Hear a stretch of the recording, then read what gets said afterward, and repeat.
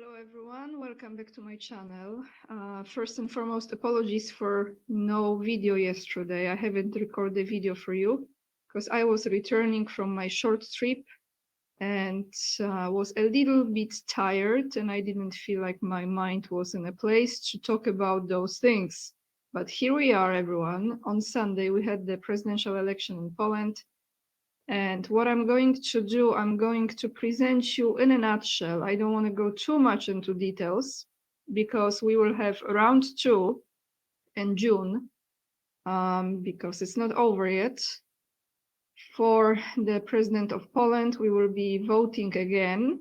So why we are voting again, first and foremost, is because none of the candidates have received more than 50% of votes. If he would or she would, then we wouldn't have to put up with this again. However, none of the 13 candidates received that 50%. The turnout by 5 p.m. actually was already over 50%. And as this article here says, which I'm not sure if this is exactly the turnout, sorry, the turnout was 67.31. It looks pretty high to me. Maybe that's the case, but nevertheless, let me go through the candidates. Not entire list is here. So there were 13 people running for the president of Poland to confuse us even more. But here are the top 3, and I will go briefly through them. Actually, just those 2 will be running in the round 2 in June.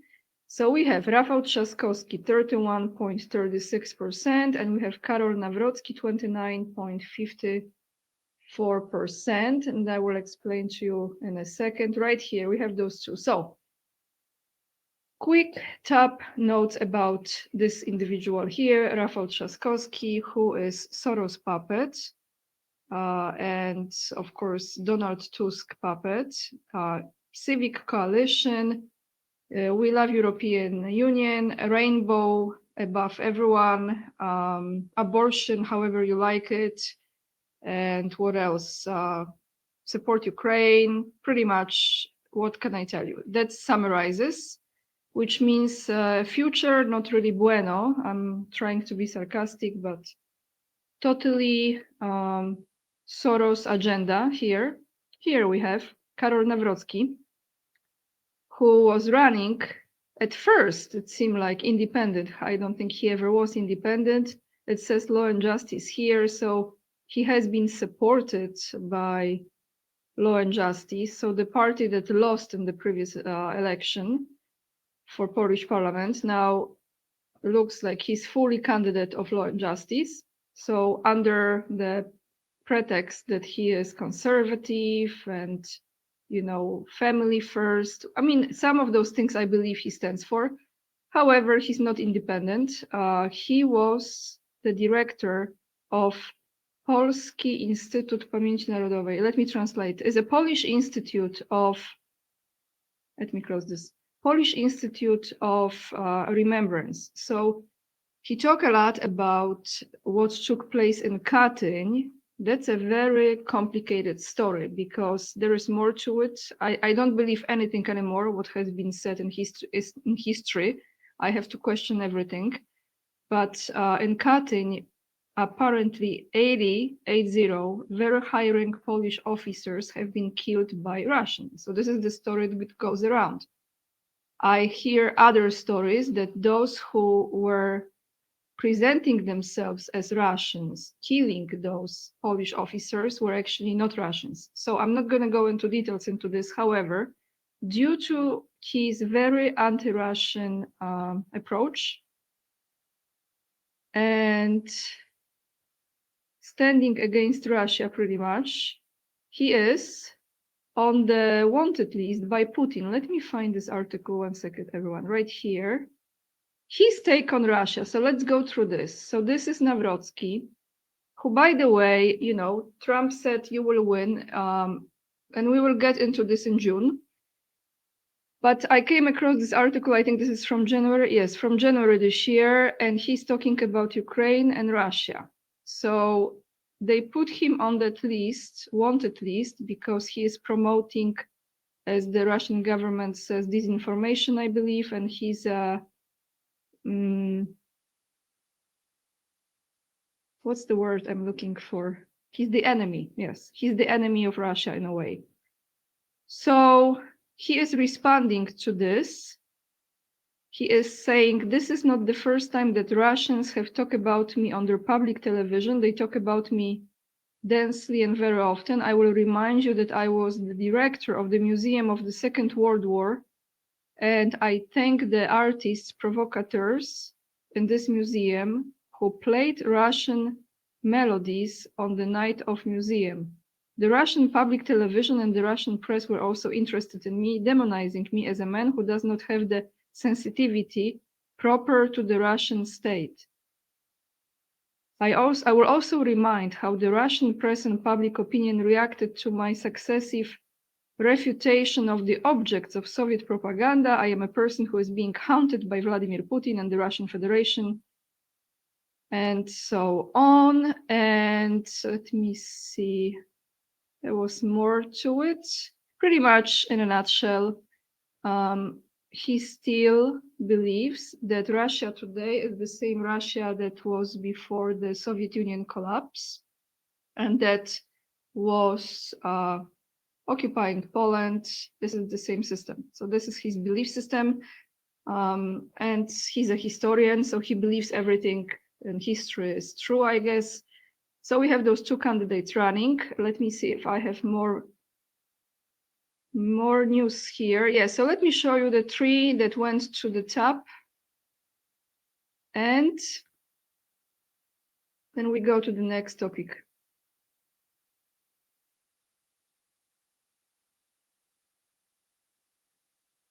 Okay, so you can see it. So we have Nawrocki, we have Trzaskowski, and we have Mencen, Sławomir Mencen, who represents Konfederacja. None of those is really, in my opinion, pro-peace, even though this one has a support from Law and Justice. No peace. All of them are anti-Russians.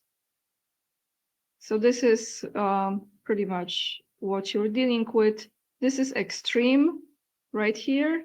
This one is, I would say, controlled opposition.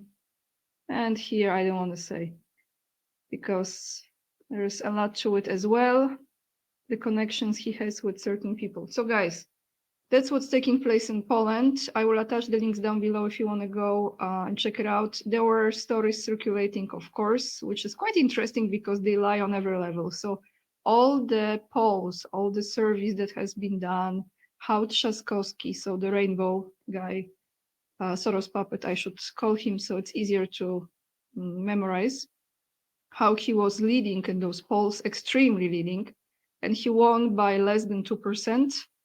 I think, again, shenanigans as always. There were many stories from people who were coming from smaller towns, where those who were the heads of the commissions who were counting the votes, and it was just off because a lot of votes were given to Grzegorz Braun and to Sławomir Mencen, so the one that I showed you, the third one, and Grzegorz Braun, so the very one I showed you, who was bringing down Hanukkah in Polish parliament with fire extinguisher, who burned the European Union flag, and who intervened when they were killing 9-month-old baby in the hospital. So again, shenanigans with the votes. But we see how this goes. We have another one, like I said, in June. We will keep an eye on it. I don't want to go too much into details now because I don't want to jinx it. I would say the less evil is the one that Trump says you will win. So the other one that is mayor of Warsaw, I think we know what he stands for. Okay, let's go to really important topics now, and this is Putin talking to Trump. I will start with President Putin and a quick response to that phone call that took place. I think it was yesterday. And then we go to President Trump and his reaction to that call, answering the questions from the journalists about what to expect in the next weeks after that phone call took place. So first, let's go to Putin.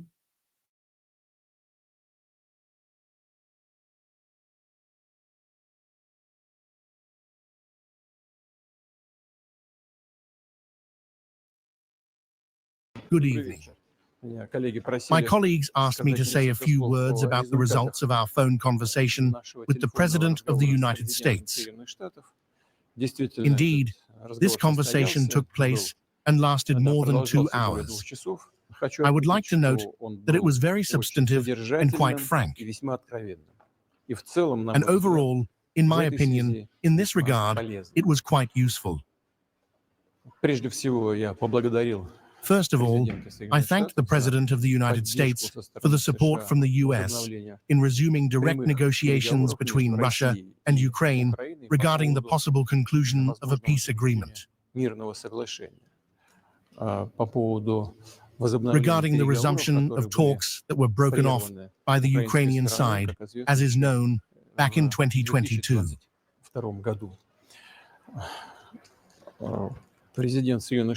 The President of the United States expressed his position on ending hostilities, on a ceasefire.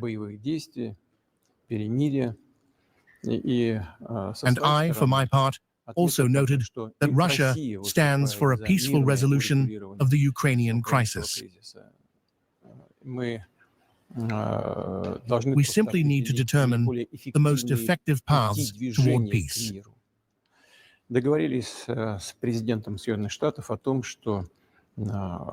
We agreed with the President of the United States that Russia will propose and is ready to work with the Ukrainian side on a memorandum regarding a possible future peace treaty, outlining a number of positions, such as, for example,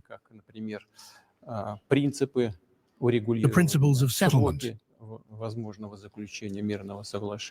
the possible time frame for concluding a peace agreement, and so on, including a possible ceasefire for a certain period if corresponding agreements are reached. By the way, contacts between the participants of the meeting and negotiations in Istanbul have resumed, and this gives reason to believe that we are generally on the right path. I want to emphasize once again that the conversation was very constructive, and I highly appreciate it. The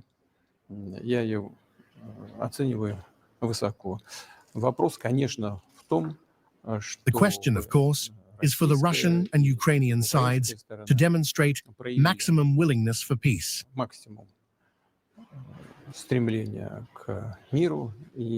And to find those compromises that would satisfy all parties. At the same time, I want to note that Russia's position is generally clear. The main thing for us is to eliminate the root causes of this crisis.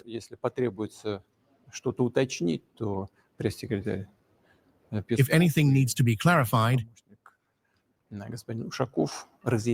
Press Secretary Peskov and my aide, Mr. Ushakov, will explain some details of our today's phone negotiations with President Trump a bit later.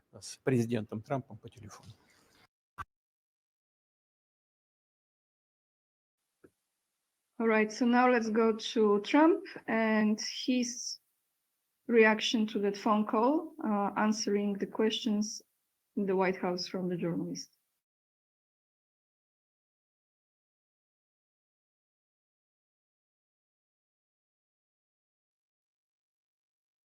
Mr. President, Can I say? Go ahead. Mr. President, as you know, 2.5 months ago, Ukraine President Zelensky agreed to that 30-day ceasefire that's been on the table all of that time. What was the extent of your conversation with President Putin today about having him agree to that same 30-day ceasefire proposal that you, Mr. President, put on the table? Well, what we've done, and very strongly, is we said, let's get this thing going. You know, I had many of the leaders of European nations on the line with me right after the call. And we have to get that thing solved. 5,000 young people every single week on average. And I've seen satellite pictures. You don't want to see these pictures. We'll have to see what happens. This was not my war. This is not a war that would have happened if I were president. This is not my war. I'm just here to try and help.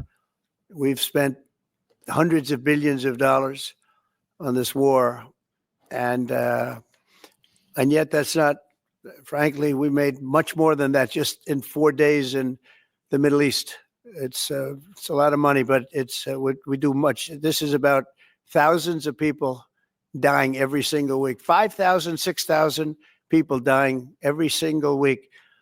And just like you have the relatives here, wives and children and everything, you have, these soldiers, they say goodbye in Ukraine and in Russia, and then their parents never see them again, except maybe in pictures of horrible scenes, because I've seen some scenes, I've never seen anything like it. So we're going to see if we can get it taken care of. Yeah, please. First off, our thanks to the members of law enforcement who are here, and our condolences to the families. We're very sorry for your loss. Mr. President, on Ukraine and on your call today that you had with President Putin, you said last week that you thought nothing was going to happen, no advances would be made until you and Putin got together. Do you still feel that way? I think something's going to happen. It's a got very big egos involved, I tell you. Big egos involved, but I think something's going to happen. And if it doesn't, I'd just back away, and they're going to have to keep going. Again, this was a European situation. It should have remained a European situation, should have remained. But we have, because the past administration felt very strongly that we should be involved, and we got involved much more than Europe did in terms of the money and all of the things that we gave. We gave massive amounts, I think record-setting amounts given to a foreign. There's never been anything like this, both weaponry and money. And Europe gave a lot also, but they didn't give anywhere near what we gave. We gave probably almost 3 times the amount. And it's just a shame. The whole thing is a shame. The level of death is just a shame. Yeah? Did you ask President Putin to meet with you? About what? About Ukraine. Yeah, of course I did. I talked to him about it. I said, when are we going to end this, Vladimir? I've known him for a long time now. I said, when are we going to end this bloodshed, this bloodbath? It's a bloodbath. And I do believe he wants to end it.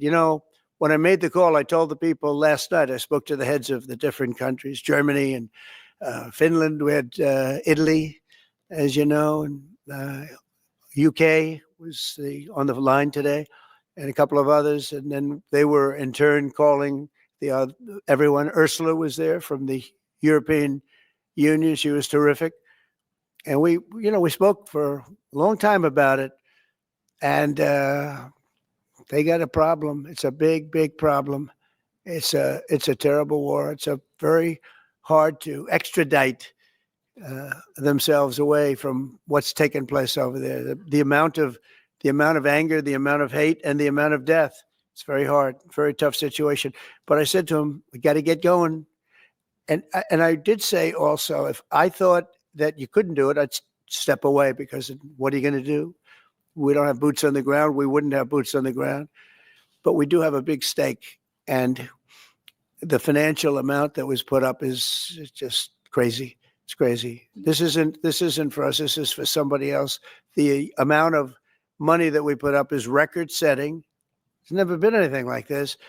And that includes weapons. Never been anything like this. Yeah, please. Okay, Mr. President.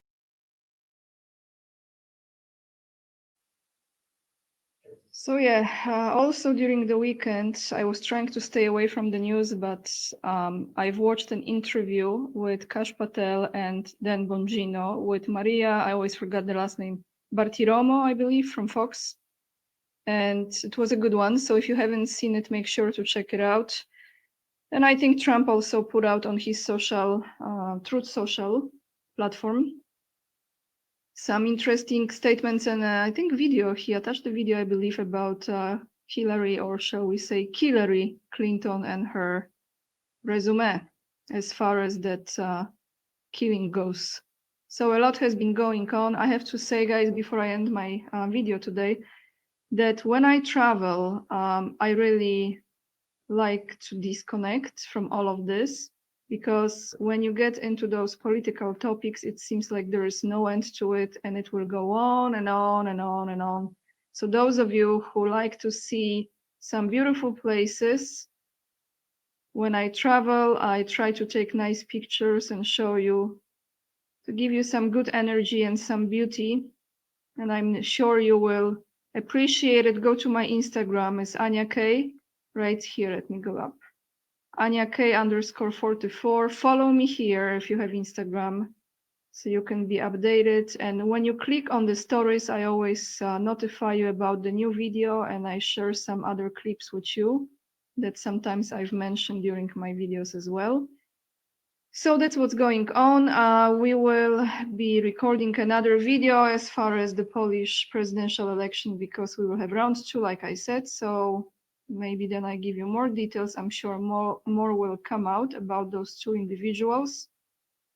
But at the end of the day, none of them really runs the show. So that's what we should keep in mind. It's just who is controlling who from behind the scenes. Kind of Wizard of Oz. And how big is the wizard? That's all I have for you for today. Thank you so much for watching. The links will be down below in the description box. If you appreciate the content, hit the thumbs up and subscribe to my channel free of charge. You're welcome. Leave the comments down below. Let me know what you think. And if you choose to support my work, which is very appreciated, you can join me on Patreon or Locals, or you can become the member of my channel or donate on PayPal if you choose to. With this being said, lots of love, and remember, we are the leading edge and we are saving humanity. And I see you in another video. Bye everyone.